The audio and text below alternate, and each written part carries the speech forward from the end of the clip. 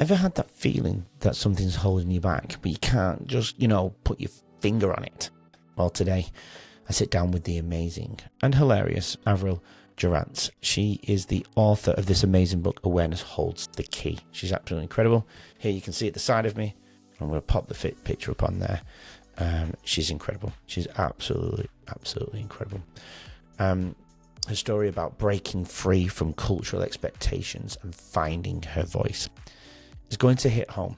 In this first part of our conversation, Avrill opens up about her journey from the kitchen to real estate and how awareness became her secret weapon for transformation. Here we are with Avrill. Here's the intro.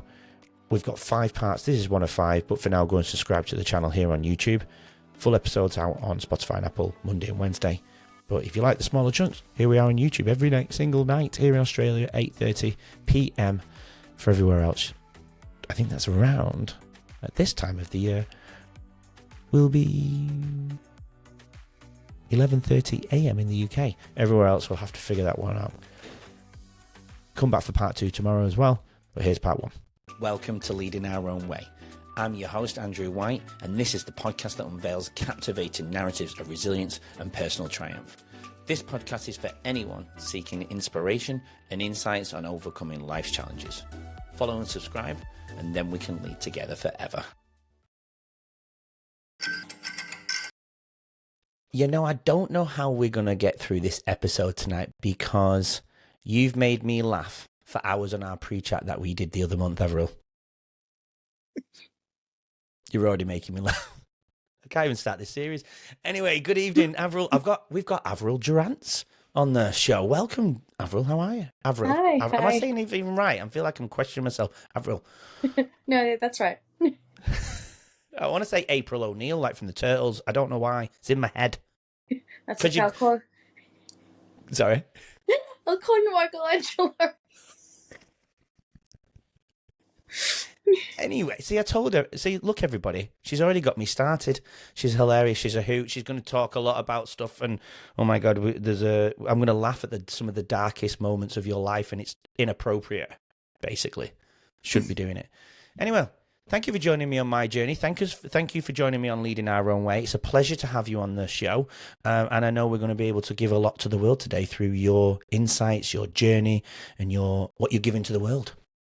Oh, Andrew, thank you so much for having me here. I'm delighted. Like I've listened to your podcast. They're amazing. I love what you do. Oh. You're totally an inspiration. And I feel privileged to be with you here at the moment.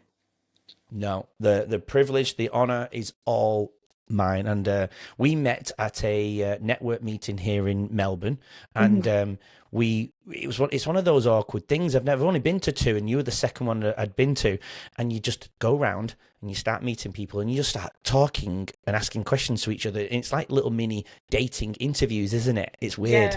Yeah. It gets a bit. I guess this is where my confidence come in, because I don't care. I just go in. It's like, hey, so how are you? Who are you? And what's your story? And people find that very abrasive. So I'm like, I can't help it. That's just me. Confidence. And I was like that the first time. I was pretty reserved. I was waiting. I was like, people are not going to understand. I'm just a podcaster. What's this guy doing here? He's not earning millions in a business, a coaching business or whatever. But the second time I was a lot more confident. I kind of went in there, and I've been meeting beautiful people in their journeys. I've had maybe, I think, 3 or 4 guests from that same network, system that I've been going to. And I never thought about taking my book there, but we met and you shared your book. I'm going to show, currently got the author of Awareness Holds the Key. You are leading your own way. We've never spoken really about self-awareness on any of the episodes. So this is going to be a great starting point for us to discuss. How are you leading your own way? I know there's many different ways, but let's start with your book, Awareness Holds the Key. Well, I found out that I needed to write a book to express how I feel and what my clients were going through. And it seems like it's like this one thing that continues throughout everyone. So it feels like a long stemming issue that everyone had. And I thought, well, this is this. Back in the day, you'd call it common sense, but we've been bombarded with so much of information, the superhighway of technology. It's hard enough to communicate without the communication being there, and having that frustration between your partner, between you and your children, your parents, your grandparents, and then to add to it, work. When you go to the job, you're like, no, this is what I meant. No, we took it as this. So, oh, I was after the promotion. No, we thought you were best here, but why wasn't I a good candidate for that? And you self-sabotage. And this is where this book hits that foundational thought process to make you think and then give you results to get yourself started on that awareness journey so you can grow and be stronger and walk in your own confidence. Yeah. Yeah, it's interesting, isn't it? Because I think we consume more information in one day than the average person would have done in their whole lifetime 100 years ago. Yeah. Yeah. That's just mind blowing, isn't it? It's silly crazy. It's like you watch a movie and there's so much of metaphors, there's so much of information, and then you go watch TikToks and it's like a rapid speed and your brain can't cope and it just deletes, distorts, and then just if it's not worth it, it just throws it away. It's just entertainment, but some of the negative that may hit you subconsciously stays, and then it forms that sort of a spiral for you, and then you either go downwards or you go upwards with what's what I'm looking for motivation, and then it just either lifts you up, and then if you don't have yourself aligned, it brings you down on a full doubt. So it hits you on the sides of the imposter syndrome. Yeah, that's very true. Never looked at it like that before. It's even little simple things, isn't it? Back in our day, we'd have to be, and I see it in children every day at schools, we'd have to be in at a particular time. If going back to the TV, we'd have to be in a particular time to watch the show we wanted to watch. But now we could watch a cartoon of Tom and Jerry at 11 o'clock, bad example, but 11 p.m. or 3 a.m. if we wanted to, by just choosing. We don't have that delayed gratification anymore. We can get what we want on the TV, and that's translated into real life, or even for adults. But I can only speak, well, I can speak for adults, but I can speak for children as well. Everything's on demand in the moment, and there's no excitement and build up to things anymore, is there? No, and this. I'm so glad you brought up school, because it's amazing how school has seasoned us to be validated instruments. Do you remember the time when you would go to school and they'll have that show and tell, or bring out your favorite animal or a book or a hat? This is my dad. He's a fire engine guy, and then the other kid will feel so embarrassed because he doesn't have a dad, or feel like he doesn't have a dad that does that because he's a garbage truck dude, and it was like, oh, boo. And you get validated by claps. And in this day and age, we've succumbed to ourselves to validation so much that it's been an innate source of lifestyle, and we need that approval, not for ourselves, but approval of others. And this is what the book does, is bring it back to validating yourself, because only you can walk in your life and feel yourself valuable. No one else can give you that validation that you're seeking, because it's not there. It's within you. Yeah. So to you then, awareness, if we were going to put this, because there's obviously a journey of why you're doing it, and we're going to get into that, but if we could put this sentence into words, a quick phrase, a sentence of your journey, picture a title, I suppose. What would the title of your episode be, do you think? Getting on top of the bullshit.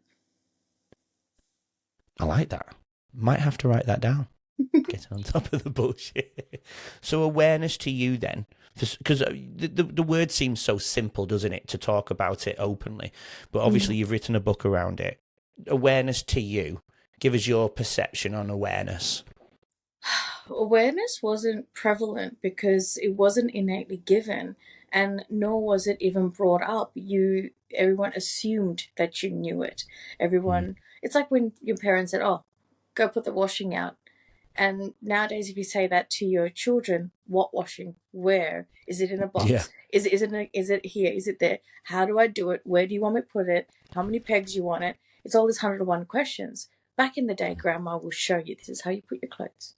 Dust it, put it there, put 2 clips on each end, make sure there's only a little bit clipped, otherwise that end's going to get wet, and then you let it air dry. But that wasn't explained explicitly. That was just shown. And with the fast pacedness with everything, and having a culture clash, because my mom was a Muslim and she converted.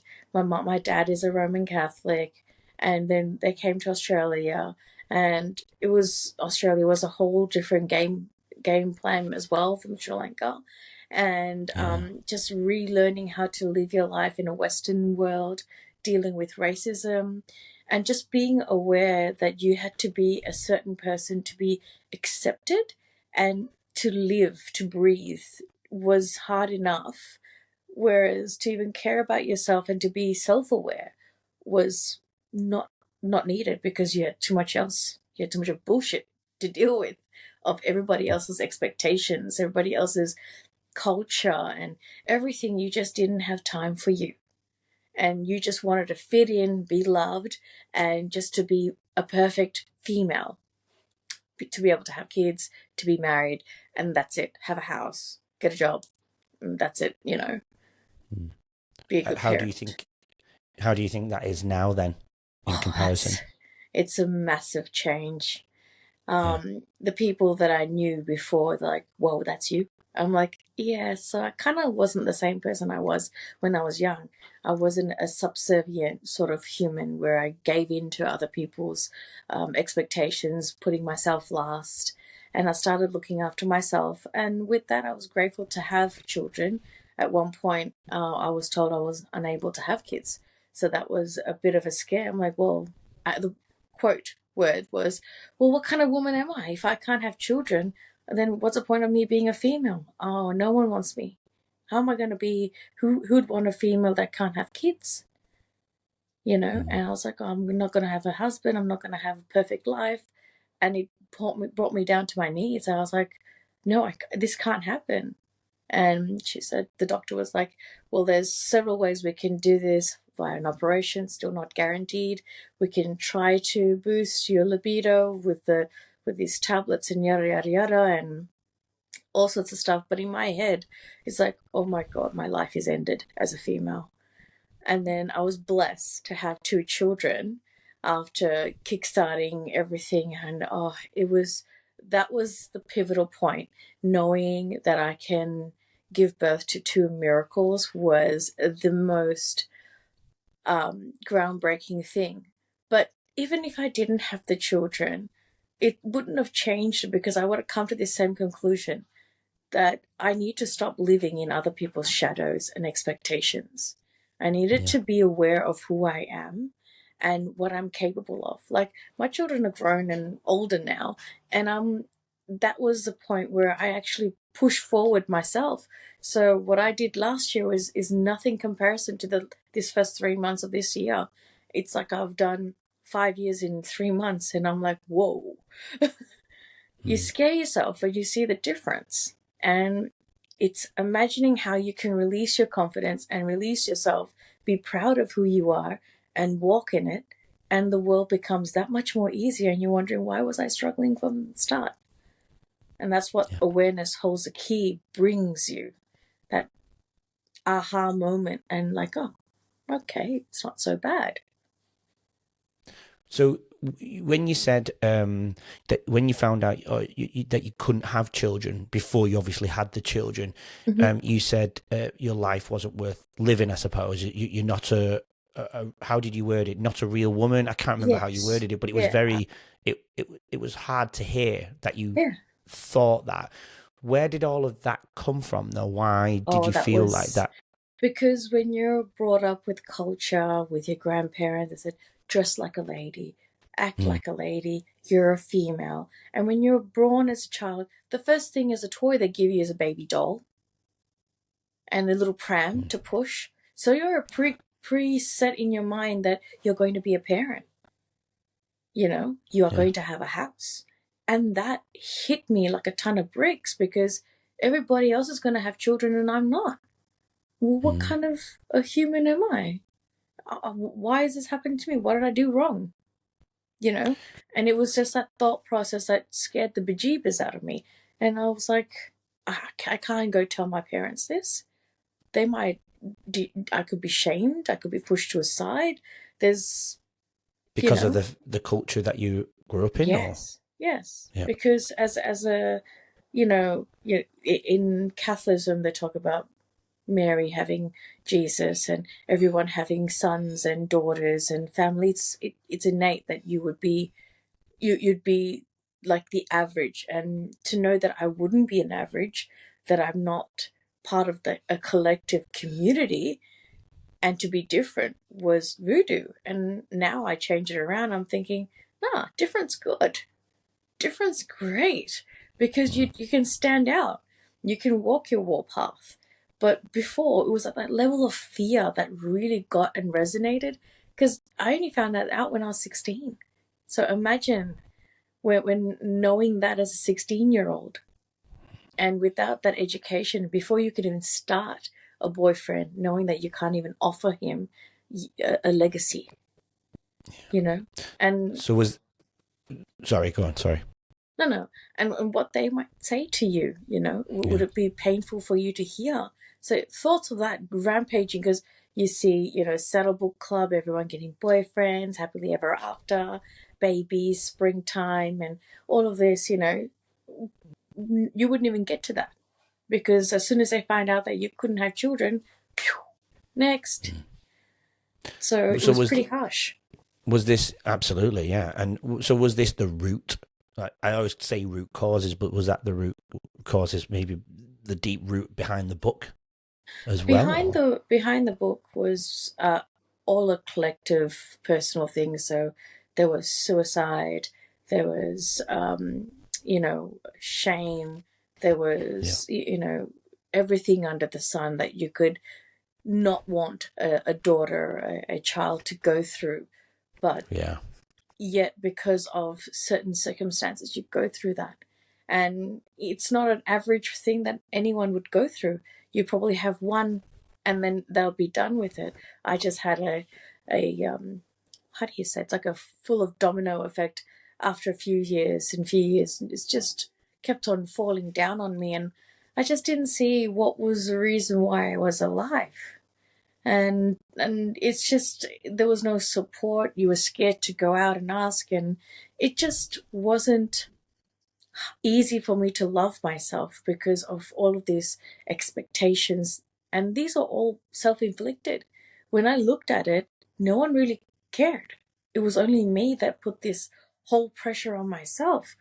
And I was like, oh crap, if only someone told me it doesn't have to be that hard when I was at 16 years of age, I wouldn't have put myself through all that trauma. And this is where all of that impact in all different ways have forced me to do this book. And hearing it, even up to date, with clients, over 300 clients having the similar things, from age of 18 all the way to 56, they still have that. Yeah. And I'm like, wow. So I needed to make this prevalent to everyone, knowing that just think a little bit, bring it back to you. Yeah. So you've just touched on the moment of clients. Let's just jump back slightly, because we'll go through your life and some of the topics you've brought up. I've just realised my light isn't on. Hold on. There we go. Look at that. That's so much brighter. Is that worse or is that better? No, you look good. Now you look like an angel. Forgot what I was going to ask. You're welcome. You said, it's a bit bright, that, actually. Oh my God. I might just turn that down slightly. Maybe wear sunglasses. Or we could wear shades and be like the Bruce Brothers. Oh, that would be a different approach to the podcast, wouldn't it? See, here's a character coming out, guys. Seriously. Do the face for me, for those who are watching. Gonna have nightmares. So you brought up clients. let's go back, because I usually start with how you lead in your own way. Mm-mm. Tell us a little bit. You're doing some phenomenal things even outside of the book. Talk to us about how you are leading your own way around your purpose.